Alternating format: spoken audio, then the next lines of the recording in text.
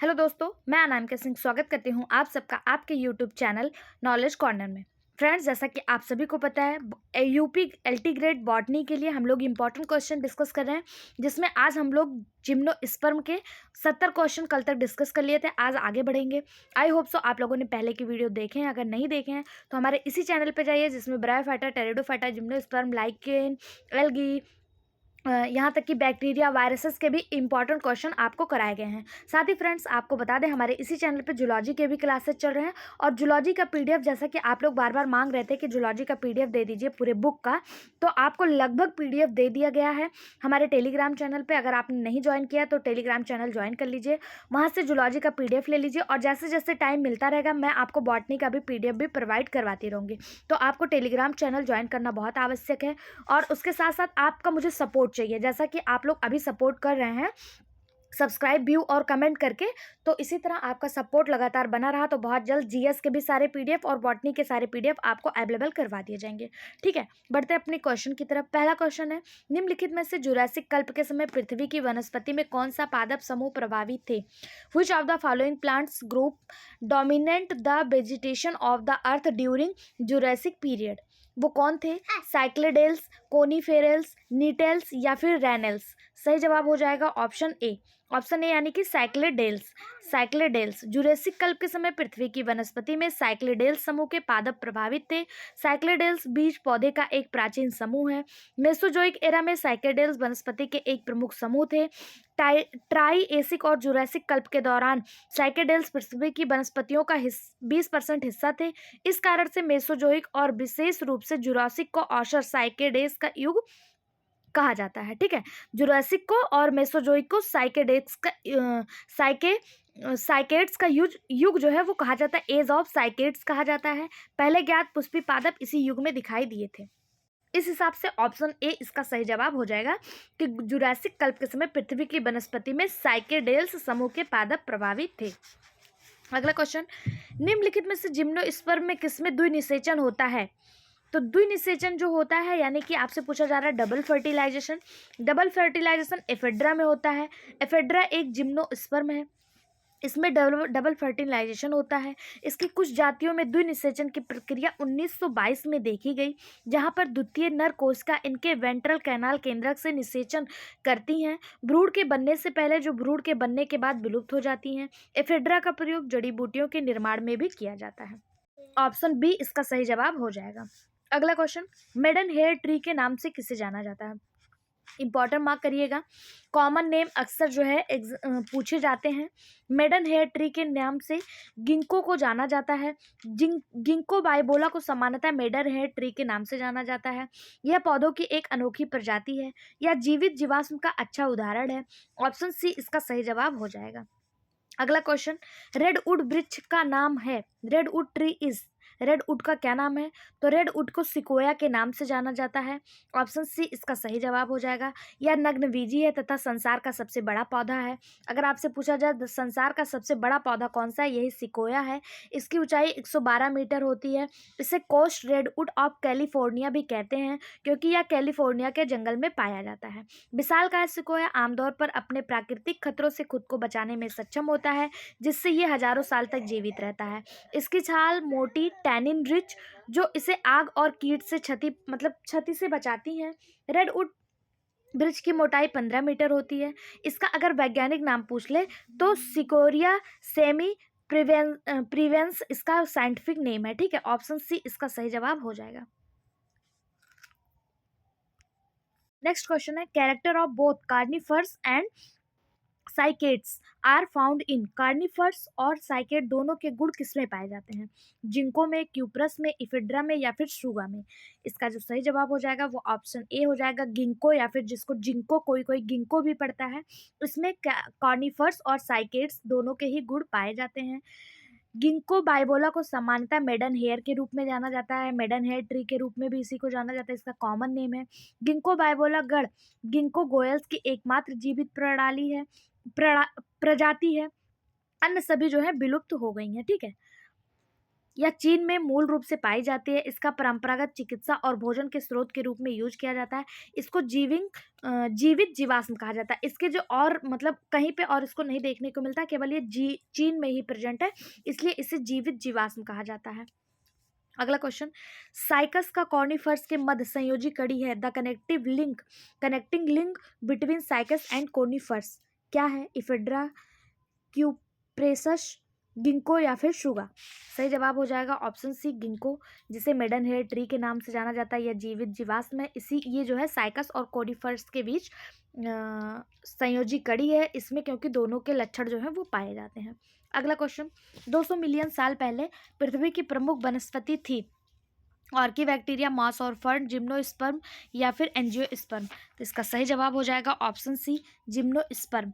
200 million year पहले पृथ्वी की प्रमुख वनस्पति जाति जो थी वो अनावृत बीजी पौधे थे, जिसे जिम्नोस्पर्म कहा जाता है। जिम्नोस्पर्म का उद्भव पैलियोलॉजिक महाकल्प के अपर डिवोनियन तथा लोअर कार्बोनिफेरस के मध्य हुआ था। इस वर्ग के पौधे में बीज तो बनते हैं, परंतु वे नग्न रूप से पौधे पर लगे होते हैं। ये पौधे स्पोरोफिटिक होते हैं तथा जड़, तना, पत्ती स्पष्ट रूप से विभेदित होते हैं। इसमें मूसला जड़ें भी पाई जाती हैं। ऑप्शन सी इसका सही जवाब हो जाएगा। अगला क्वेश्चन, किसकी पत्ती में सिरसिनेट वेरिएशन पाया जाता है? Circinate variation is found in the leaves of Taxus, Gnetum, Cycas या उपयुक्त में से कोई नहीं? तो इसका सही जवाब हो जाएगा ऑप्शन सी साइकस। साइकस की पत्ती में सरसिनेट वेरिएशन पाया जाता है। इसके अलावा डायोपेटेरिस के पौधे में भी सरसिनेट वेरिएशन पाया जाता है।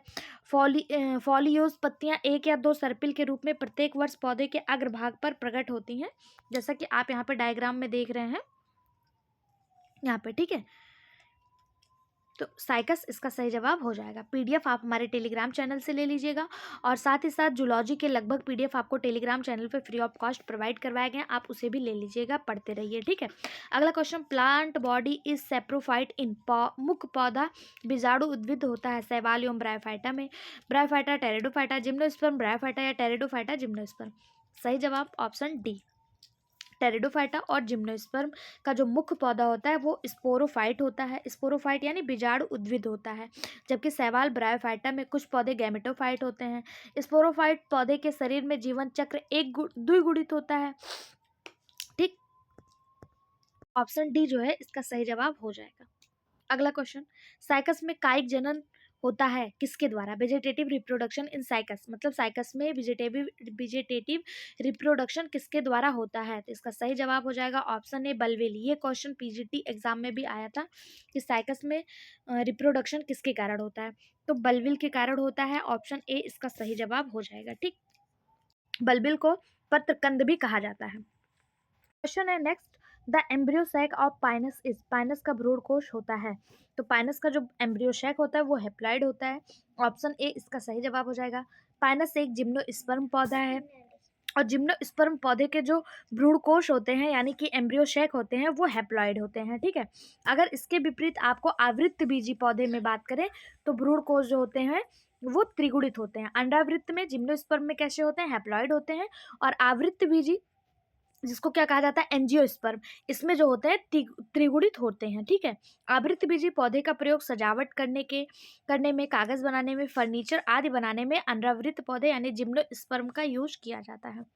अगला क्वेश्चन, डैश के आर्किगोनियम में एक निश्चित उदर नलिका कोशिका अनुपस्थित होती है। A defined ventral canal cell is absent in the archegonium of cycas, pinus, riccia या फिर एंथोसेरॉस? सही जवाब हो जाएगा ऑप्शन ए साइकस। साइकस के आर्किगोनियम क्या होता है? फीमेल रिप्रोडक्टिव पार्ट, इसमें एक निश्चित उदर नलिका कोशिका जो होता है अनुपस्थित होता है। इसके स्थान पर इसमें उदर नलिका नाभिक पाया जाता है, ठीक है। इसमें क्या पाया जाता है? वेंट्रल कैनाल जो होता है वो एब्सेंट होता है, और इसमें क्या पाया जाता है? वेंट्रल न्यूक्लियस पाया जाता है, ठीक। ऑप्शन ए इसका सही जवाब हो जाएगा। अगला क्वेश्चन, मादा शंकु अनुपस्थित होता है, फीमेल कोन्स आर एब्सेंट, किसमें होता है? तो साइकस में। साइकस में फीमेल कोन जो है वो एब्सेंट होता है, ठीक है। साइकस में नर शंकुओं की भांति सघन मादा शंकु यानी कॉम्पैक्ट फीमेल कोन नहीं पाए जाते। मादा शंकु समय पूर्व बीज शंकु होते हैं जो पराग कोशिकाओं द्वारा निषेचित होने पर बीज में परिवर्तित हो जाते हैं। साइकस में कोई मादा शंकु नहीं पाया जाता, लेकिन वानस्पतिक प्रसार यानी वेजिटेटिव प्रोपोगेशन के लिए बल्बिल जो है वो प्रजनन कराता है। अभी हम लोगों ने देखा था कि साइकस में जो प्रजनन कराने का कार्य करता है वो कौन करता है? बल्बिल करता है, क्योंकि इसमें जो है शंकु नहीं पाए जाते हैं। पीजीटी बॉटनी में पूछा गया क्वेश्चन है, ऑप्शन सी इसका सही जवाब हो जाएगा।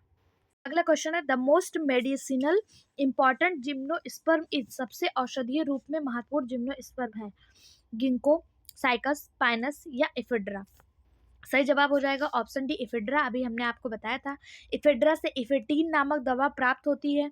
इसके एशियाई जाति इफिड्रा जिरार्डियाना से प्राप्त किया जाता है। ये एक मेडिसिनल प्लांट है। मैंने आपको इसके पहले के भी क्वेश्चन में बताया था कि इफिड्रा औषधीय प्लांट है, ठीक है। उसका जो उपयोग है, जो एफेड्रिन प्राप्त होता है, ये खांसी और जुखाम के दवा के रूप में यूज किया जाता है। अगला question, the endosperm is the gametophytic tissue is, gymnosperm, angiosperm, pteridophyte या फिर ब्रायोफाइट? एंडोस्पर्म यानी भ्रूणपोष, इनमें से किसकी एक गैमेटोफाइट होती है? सही जवाब ऑप्शन ए जिम्नोस्पर्म। जिम्नोस्पर्म के जो एंडोस्पर्म होते हैं ये गैमेटोफाइट होते हैं। ऑप्शन ए इसका सही जवाब हो जाएगा। अगला question, the albuminous cell occurs in, albuminous कोशिकाएं उपस्थित होती हैं? Hydrophytes, basal of dicot, monocot या फिर जिम्नोस्पर्म? किसमें जो है एल्बुमिनस सेल जो है वो प्रेजेंट होता है? सही जवाब option D gymnosperm. Albuminous cells companion कोशिकाओं की तरह होती हैं। ये कोशिकाएं सीप ट्यूब सीप सेल्स के साथ उपस्थित होती हैं। एल्बुमिनस सेल्स केवल बीज रहित, समवहनी और अनावृत पौधे यानी जिम्नोस्पर्म में पाए जाते हैं।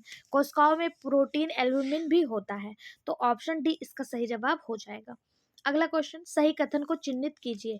4 कथन दिए हैं, 2 ही दिए हैं, पूछा कौन सा इसमें से सही है।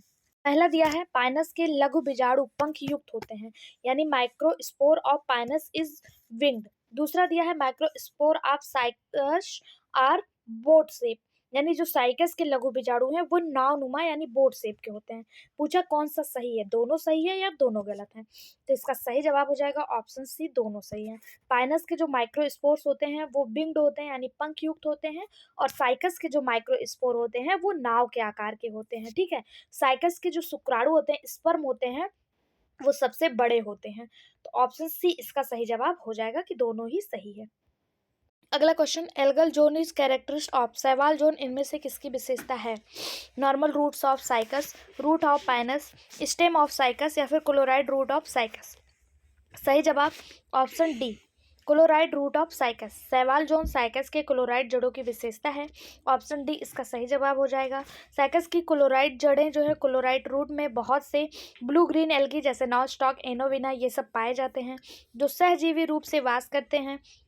इस भाग को शैवालीय क्षेत्र कहते हैं। यहाँ उपस्थित शैवाल नाइट्रोजन स्थिरीकरण यानी नाइट्रोजन फिक्सेशन करते हैं। ऑप्शन डी इसका सही जवाब हो जाएगा। पीजीटी बायोलॉजी 2005 में आया हुआ क्वेश्चन है, ठीक है। अगला क्वेश्चन है, the number of prothallial cell is the male gametophyte of Pinus is, Pinus के नर युग्मोद्भिद में प्रोथैलियल कोशिकाओं की संख्या कितनी है? सही जवाब ऑप्शन सी 2। पाइनस के मेल गेमेटोफाइट में प्रोथैलियल कोशिकाओं की संख्या 2 होती है। पाइनस के नर गेमेटोफाइट की शुरुआत में 3 कोशिकाएं हैं, एक एंडोथेलियल और 2 प्रोथैलियल। एंडोथेलियल कोशिकाएं विभाजित होकर एक ट्यूब कोशिका और एक जनन कोशिका यानी कि जनरेटिव सेल बनाती हैं। प्रोथैलियल कोशिकाएं जो हैं वो स्टेराइल होती हैं, यानी कि ये प्रजनन नहीं कर सकते। अगला question, transfusion tissue occurs in, संचरण ऊतक पाया जाता है?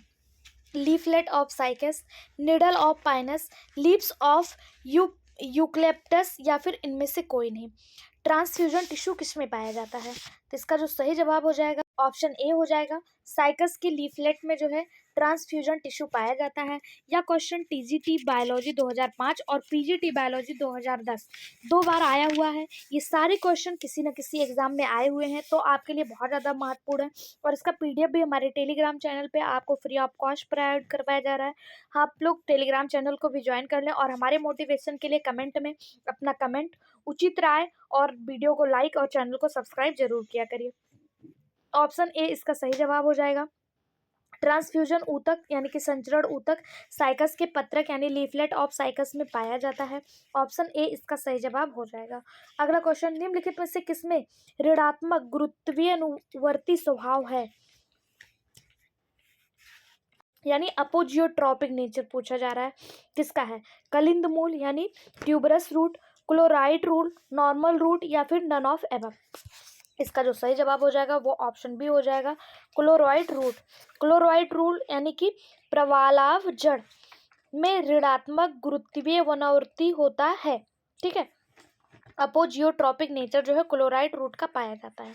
बात करें अगर साइकस के रूट की, तो साइकस के पौधे में एक मोटी प्राथमिक मूसला जड़ें होती हैं जिसमें अनेक शाखित पार्श्व जड़ें निकलती हैं। इसकी कुछ शाखाएं भूमि की सतह के पास आ जाती हैं जिसमें बार बार डाइकोटोमी होने के कारण छोटे छोटे बंच बन जाते हैं जो कोरल की भांति प्रतीत होते हैं। इन जड़ों को कॉर्टेक्स में एनाविना नॉस्टॉक जैसे वीजीए यानी ब्लू ग्रीन एल्गी होते हैं जो नाइट्रोजन स्थितीकरण का कार्य करते हैं। इन जड़ों को प्रवाल्व या फिर क्लोराइड जड़ें कहते हैं।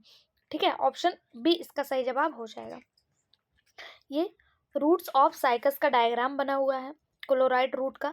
अगला क्वेश्चन है, पाइनस में बहुभ्रूणता का मुख्य कारण है polyembryonic is Pinus occurs due to, क्या है? क्लीवेज पॉली एम्ब्रॉय या फिर rosette polyembryony, both of method या नन ऑफ एवर। सही जवाब option A, cleavage polyembryony. Cleavage polyembryony Pinus में विदलन बहुभ्रूणता पाई जाती है। ठीक है, ऑप्शन ए इसका सही जवाब हो जाएगा। अगला क्वेश्चन, पाइनस में पाया जाता है नर शंकु, मादा शंकु, नर व मादा शंकु, इनमें से कोई नहीं। सही जवाब ऑप्शन सी, नर व मादा शंकु दोनों पाई जाती है। एक बीजांड या बीज में एक से अधिक भ्रूणों का उत्पन्न होना ये बहुभ्रूणता कहलाता है। और पाइनस जो है ये पॉली यानी कि क्लीवेज पॉली एम्ब्रॉयन यानी कि विदलन बहुभ्रूणता प्रदर्शित करता है जिसमें भ्रूण कोशिकाओं को अलग करने के बाद उसके प्रत्येक कोशिका का संभावित भ्रूण में विकास होता है। ठीक है, और इसमें जो होता है नर और मादा शंकु दोनों ही पाया जाता है। ऑप्शन सी इसका सही जवाब हो जाएगा। अगर पूछा जाए नर शंकु तो असीमित विकास की शाखा पर स्केली पत्तियों के अच्छे से विकसित होते हैं। मेल कोन्स जो होते हैं ये छोटी अंडाकार संरचना होती है और इनकी जो लंबाई होती है वो 2 से 4 सेंटीमीटर होती है और इनकी चौड़ाई 5 से 6 सेंटीमीटर होती है। वही बात करें अगर फीमेल शंकु की, फीमेल कोन की, तो यह लंबे तने के स्केली पत्तियों के अच्छे से विकसित होते हैं और ये परिपक्व होने में 3 वर्ष लगाते हैं। ठीक है, और जो मादा शंकु नर शंकु की अपेक्षा बहुत बड़े होते हैं। अगर बात करें इनकी लंबाई की, मादा शंकु की, तो 15 से 20 मीटर लंबे होते हैं और लेकिन तो इसका जो सही जवाब हो जाएगा, इसमें मेल और फीमेल दोनों ही कोन्स प्रेजेंट होते हैं। किसमें? पाइनस में। ऑप्शन सी इसका सही जवाब हो जाएगा। अगला क्वेश्चन, साइकस के भ्रूण में बीज पत्रों की संख्या कितनी होती है? तो साइकस के भ्रूण में बीज पत्रों की संख्या 2 होती है, यानी एम्ब्रियो ऑफ साइकस 2 होती है। साइकस एक जिम्नोस्पर्म पौधा है और इसके प्रारंभिक अवस्था में कई भ्रूण होते हैं, परंतु परिपक्व अवस्था में केवल एक भ्रूण बचता है, शेष नष्ट हो जाता है। प्रत्येक भ्रूण में 2 बीजपत्र पाए जाते हैं। साइकस में 2 बीजपत्र के बावजूद इसे जिम्नोस्पर्म के साथ रखा गया क्योंकि ये कैसे होते हैं? नेकेड होते हैं। ठीक है, अगला, in plants largest egg is found इन, पौधे में सबसे बड़ा अंडा पाया जाता है साइकस में, सिकोया में, पाइनस में या सेलिजिनेला में। सही जवाब ऑप्शन ए, साइकस में। पौधे में सबसे बड़ा जो लार्ज एग जो है वो साइकस में पाया जाता है। साइकस का पौधा स्पोरोफाइट होता है जो जड़ तना व पत्ती में विभाजित होता है।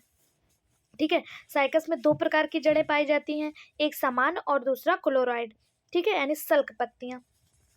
अगला क्वेश्चन, ये साइकस के बारे में उसकी विशेषताएं दी हैं, एक बार मैं पढ़ देती हूँ, बाकी आप पीडीएफ लेके पढ़ लीजिएगा। ठीक है, पत्तियां 2 प्रकार की होती हैं, एक समान और दूसरा सल्क पत्ती।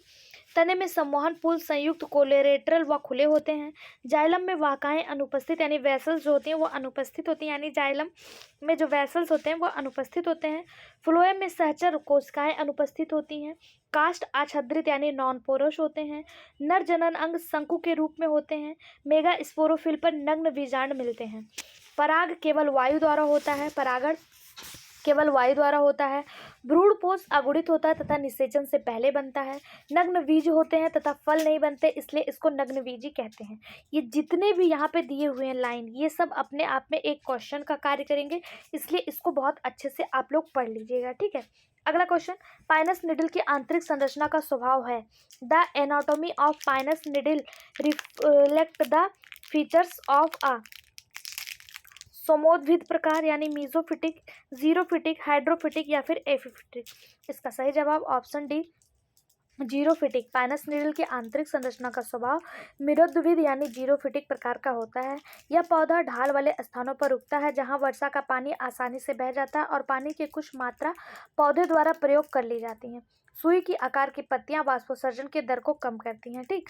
ऑप्शन बी इसका सही जवाब हो जाएगा। अगला क्वेश्चन, पाइनस है वृक्ष, झाड़ी, शाख या इनमें से कोई नहीं। तो पाइनस एक बहुत बड़ा पौधा है। ये वृक्ष की श्रेणी में आता है। विश्व में 90 से 100 जातियां इसकी पाई जाती हैं। पाइनस की लकड़ी से माचिस की तीलियां बनाई जाती हैं। पाइनस से ही तारपीन का तेल प्राप्त होता है, ठीक है। ऑप्शन ए इसका सही जवाब हो जाएगा। पूरे भारतवर्ष में पाइनस की 6 जातियां पाई जाती हैं, ठीक।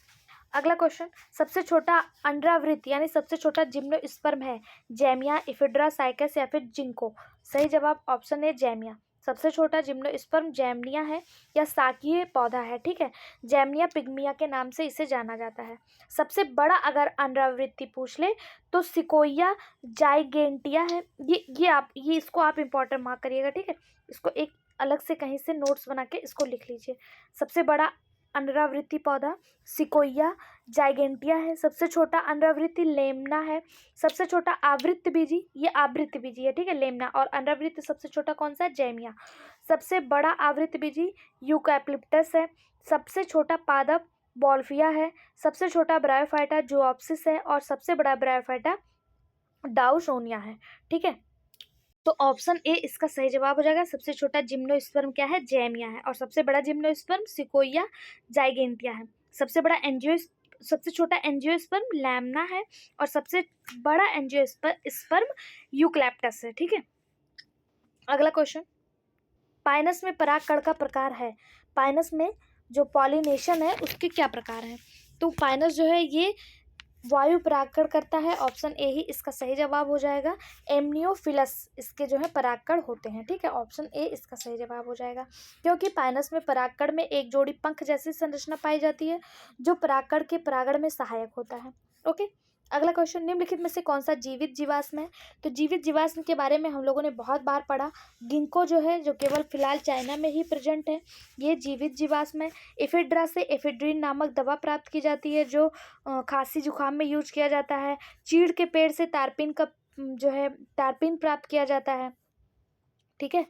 और देवदार की लकड़ी से सिड्रस तेल या फिर जूनीफेरस की लकड़ी से सेड्रस कास्ट जो है वो प्राप्त किया जाता है। तो ऑप्शन बी इसका सही जवाब हो जाएगा। जीवित जीवाश्म कौन है? गिंको या फिर जिंको बाइबोला जो है ये जीवित जीवाश्म की श्रेणी में आता है। अगला क्वेश्चन, एक शुष्क फल चिलगोजा किस प्रजाति में आता है? चिलगोजा एक ड्राई फ्रूट है। ये किस प्रजाति में आता है? तो ये पाइनस की प्रजाति में आता है। ऑप्शन बी इसका सही जवाब हो जाएगा। यह जिम्नोस्पर्म के समूह कॉर्निफर फाइटा किससे संबंधित है? अगला क्वेश्चन, चिलगोजा प्राप्त किया जाता है कहाँ से? तो चिलगोजा अभी हम लोगों ने देखा पाइनस से प्राप्त किया जाता है। पाइनस किससे? तो पाइनस बालीचियाना से जो है चिलगोजा प्राप्त किया जाता है। पाइनस जियार्डिया का बीज होता है, एक मिनट, पाइनस जियार्डिया होगा, ठीक है। इसका सही जवाब पाइनस जियार्डिया। ऑप्शन बी इसका सही जवाब होगा कि पाइनस जियार्डिया से जो है पाइनस जेराडियाना से प्राप्त किया जाता है चिलगोजा। और चिलगोजा खाने योग्य बीज है या पोषक तत्वों के अच्छे स्रोत होते हैं या स्वस्थ वसा के साथ साथ प्रोटीन का महत्वपूर्ण स्रोत है। इसमें कार्बोहाइड्रेट की मात्रा बहुत कम होती है। चूँकि इसमें वसा उच्च मात्रा में पाई जाती है इसलिए यह ऊर्जा का भी अच्छा स्रोत माना जाता है। अगला क्वेश्चन, चिलगोजा इनमें से किसका बीज है? तो अभी हम लोगों ने देखा पाइनस जीराडियाना का बीज है चिलगोजा। ऑप्शन सी इसका सही जवाब हो जाएगा। यह पोषण युक्त होता है। अगला क्वेश्चन, पाइनस के बीज पर पंख विकसित होते हैं। इंटेगुमेंटेड, न्यूक्लियस, कैपिलरली स्केल या फिर ओव्यूलिफेरस। तो इसका सही जवाब हो जाएगा ऑप्शन डी ओवलीफेरस स्केल यानी बीजांडधर सल्क से पाइनस के बीज पर पंख जो है वो ओव्यूलिफेरस स्केल्स से विकसित होते हैं। ऑप्शन डी इसका सही जवाब हो जाएगा। अगला क्वेश्चन, साइकस रिवोल्यूटा बहुधा उगाया जाता है, यानी Cycas revoluta is widely grow as medicinal plant है, या फिर ऑर्नामेंट यानी कि सजावटी वृक्ष है, ऑयल यील्डिंग यानी तेल उत्पादन के लिए, या फिर टिम्बर रिंडिंग यानी कि कास्ट यानी कि लकड़ी प्राप्त करने के लिए। किसके लिए? साइकस रिवोल्यूटा का जो है यूज किया जाता है। तो सही जवाब हो जाएगा ऑप्शन बी, सजावटी वृक्ष है। इसे आमतौर पर क्रिसमस ट्री के नाम से भी जाना जाता है। इसके साथ साइकस रिवोल्यूटा के तनों से मंड निकालकर खाने वाला साबूदाना भी बनाया जाता है। इसे सागो पॉम भी कहा जाता है। साइकस इस लकड़ी के रूप में चीड़, सुकोया, देवदार, फर, स्प्रूस नामक पौधे का जो है यूज किया जाता है। बाकी औषधि में अभी हम लोगों ने देखा था एफिड्रा का यूज औषधि में किया जाता है। और तेल के लिए जो है चीड़ के पौधे जिसमें तारपीन का तेल, देवदार की लकड़ी से सेड्रस तेल, जूनिफेरस की लकड़ी से सेड्रस कास्ट तेल, ये सब निकाला जाता है। ठीक है, बाकी साइकस रिवोल्यूटा को सजावटी वृक्ष के रूप में यूज किया जाता है। इसे ही क्रिसमस ट्री के नाम से भी जानते हैं। इंपॉर्टेंट मार्क करिएगा। अगला question, the type of ovules of Pinus is, Pinus के बीजांड का प्रकार है एनाट्रोपस, आर्थोट्रोपस, कैंपिलोट्रोपस या फिर सर्सिनोट्रोपस। तो पाइनस के जो बीजांड है वो एनाट्रोपस होते हैं। ऑप्शन ए इसका सही जवाब हो जाएगा। एनाट्रोपस क्या है? तो इस प्रकार के बीजांड इस तरह से उल्टे होते हैं कि बीजांड व बीजांड वृत्त समांतर हो जाते हैं। बीजांड द्वार, बीजांड वृत्त समांतर हो जाते हैं। बीजांड द्वार व विभाग व निभाग एक सीध में होता है, जैसे अधिकतर एक बीजपत्री व गैमोपेटली कुल के पौधे में आर्थोट्रोपस या एनाट्रोपस प्रकार के बीजांड पाए जाते हैं। ठीक, ऑप्शन ए इसका सही जवाब हो जाएगा। अगला क्वेश्चन, पाइनस की जड़ में जाइलम का आकार होता है वी शेप, वाई शेप, सी शेप या फिर इनमें से कोई नहीं। तो पाइनस की जड़ में जाइलम का आकार कैसा होता है? पाइनस की जड़ में जाइलम का आकार वाई शेप होता है। ऑप्शन बी इसका सही जवाब हो जाएगा। जाइलम क्या है? तो जाइलम एक प्रकार का टिश्यू है जो पौधे के माध्यम से पानी को ऊपर ले जाता है। ठीक है, ऑप्शन बी इसका सही जवाब हो जाएगा। ट्रैकिड्स और वाइकाएं जाइलम के संवहन तत्व हैं। जाइलम दो प्रकार का होता है, एक प्राथमिक जाइलम, एक माध्यमिक जाइलम। प्राथमिक जाइलम प्रोकैम्बियम से उत्पन्न आगे प्रोटोसाइलम और मेटाजाइलम में विभाजित होता है, प्रोटोजाइलम और मेटाजाइलम में। और माध्यमिक जाइलम जो है ये समवयनी कैम्बियम से उत्पन्न होता है। ठीक, अगला क्वेश्चन, किस पौधे का ओव्यूल्स सबसे बड़ा होता है? तो अभी हम लोगों ने देखा था कि साइकस सबसे बड़ा पौधा है, तो इसका ओव्यूल्स भी सबसे बड़ा होगा। अब आपके सामने एक चार्ट है, इसे इंपॉर्टेंट मार्क करिएगा, बहुत ज़्यादा इंपॉर्टेंट चार्ट है। यहाँ से सारी चीज़ें आपको याद करके ही करके जाना है, इसे स्टार मार्क करिए। ठीक है, सबसे बड़ा पादप अंड साइकस यानी ओव्यूल सबसे बड़ा साइकस का, सबसे बड़ा पुमंग साइकस का, सबसे छोटा क्रोमोसोम शैवाल का, सबसे बड़ा बीजांड साइकस का, सबसे अधिक गुणसूत्र वाला पौधा ओफियोग्लोसस, सबसे कम गुणसूत्र वाला पौधा हेप्लोपेपस ग्रेसिलिस, सबसे बड़ा फल लोडोशिया, सबसे सूक्ष्म पादप बीज आर्किड, सबसे बड़ा बीज लोडोशिया, सबसे छोटा बीज आर्किड, सबसे बड़ा पुष्प रेफेल्सिया आर्नेल्डी, सबसे छोटी पादप कोशिका माइकोप्लाज्मा और सबसे बड़ा पादप गुणसूत्र ट्रिलियम। ये चार्ट आपको अलग से कहीं से लिख लेना है और इसको याद कर लेना। ठीक है, ये आपके लिए मोस्ट इंपॉर्टेंट चार्ट है। इसको मैं अलग से टेलीग्राम चैनल पे भी डाल दूंगी, वहाँ से भी आप इसको याद करते रहिएगा। अगला क्वेश्चन है, एल्गी एसोसिएटेड इज फाउंड इन, शैवाल सहचर्य पाए जाते हैं साइकस की सामान्य जड़ में, क्लोराइड रूट्स ऑफ साइकस में, लीव्स ऑफ साइकस में या फिर साइकस रेकिश ऑफ साइकस में। सही जवाब option B, coralloid root of cycas में। एल्गी जो है साचार्य रूप से क्लोराइड रूट ऑफ साइकस यानी साइकस की क्लोराइड जड़ों में पाए जाते हैं। साइकस के क्लोराइड जल में एनावीना, साइकेडी तथा नॉस्टॉक नामक नीले हरे शैवाल पाए जाते हैं जो नाइट्रोजन फिक्सेशन के रूप में कार्य करते हैं। ठीक, अगला क्वेश्चन, साबूदाना प्राप्त किया जाता है। तो साबूदाना साइकस के स्टेम से प्राप्त किया जाता है। साइकस रिवोल्यूटस एक प्रजाति है साइकस का, यहाँ से साबूदाना प्राप्त किया जाता है। यह एक प्रकार का स्टार्च है जो सस्ती डबल रोटी बनाने में प्रयुक्त किया जाता है। साइकस पौधे का उपयोग सजावटी पौधे के रूप में भी किया जाता है। श्रीलंका में साइकस के बीज से स्टार्च बनाया जाता है, इसका उपयोग बीज के रूप में किया जाता है। साइकस की मुलायम पत्तियों से सब्जियां भी बनाई जाती हैं। इसकी पत्तियों में चटाई, टोपी और टोकरी भी बनाया जाता है। ठीक है, अगला क्वेश्चन, कृत्रिम साबूदाना किससे प्राप्त किया जाता है? तो अभी हम लोगों ने देखा कृत्रिम साबूदाना साइकस से प्राप्त किया जाता है, साइकस रेवोल्यूटा से। ठीक है, ऑप्शन ए सही जवाब हो जाएगा। अगला क्वेश्चन, जब गिंको बाइवोला संकटापन्न जाति नहीं है, इसका कारण क्या है? प्राकृतिक संरक्षण यानी in situ conservation off site conservation, in situ conservation या फिर क्रायो प्रेसर्वेशन। इसका जो सही जवाब हो जाएगा वो हो जाएगा option A, ex situ conservation. Ginkgo biloba एक अंडावृत्तिबीजी पौधा है। इसके बीज किसी भित्ति से बंद नहीं होते हैं। ये पौधे प्रायः मरुस्थलीय स्वभाव के होते हैं। गिंको बाइबोला और साइकस को जीवित जीवाश्म कहा जाता है। इनके प्राकृतिक संरक्षण के कारण ये पौधे अब संकटापन्न जाति नहीं है। ठीक है, अगला क्वेश्चन। प्रोफेसर डी पंत ने अंडावृत्त पौधे को बांटा 4 भागों में, 3 भागों में, 6 भागों में या 8 भागों में? सही जवाब ऑप्शन बी 3 भागों में। प्रोफेसर डी पंत ने अंडावृत्त पौधे यानी जिम्नोस्पर्म को 3 भागों में बांटा। पंत ने 1957 में जिम्नोस्पर्म को 3 भागों 9 क्लास और 17 ऑर्डर में बांटा।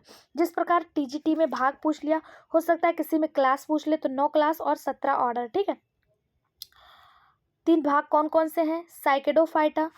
साइकेडोफाइटा, क्लोमाइडो स्पर्मोफाइटा और कोनीफेरोफाइटा। ठीक है, साइकेडोफाइटा, क्लोमाइडो स्पर्मोफाइटा और कोनीरोफाइटा, ये 3 क्या हो गए? 3 विभाग हो गए। अगर आपसे क्लासेस पूछ लिया जाए कितने, तो 9 क्लासेस। कौन कौन से हैं यहाँ पे दिया हुआ है, आप लोग पढ़ लीजिएगा। और 17 ऑर्डर्स में जो है जिम्नोस्पर्म को बांटा था। यहाँ पे जिम्नोस्पर्म कंप्लीट होता है। इसके बाद हम लोग पेलियोबॉटनी यानी जीवाश्म विज्ञान के इंपॉर्टेंट क्वेश्चन पूछे, जो भी किसी भी एग्जाम में पूछे गए हैं वहाँ से पढ़ेंगे। आई होप सो आप लोग को वीडियो पसंद आया होगा। कमेंट बॉक्स में अपनी राय जरूर बताएं। जाते जाते चैनल को सब्सक्राइब कर लें, वीडियो को लाइक करें और सभी दोस्तों के साथ शेयर करें। और टेलीग्राम से जरूर जुड़ें, जहाँ पे आपको PDF free of cost provide करवाया जा रहा है। Thank you.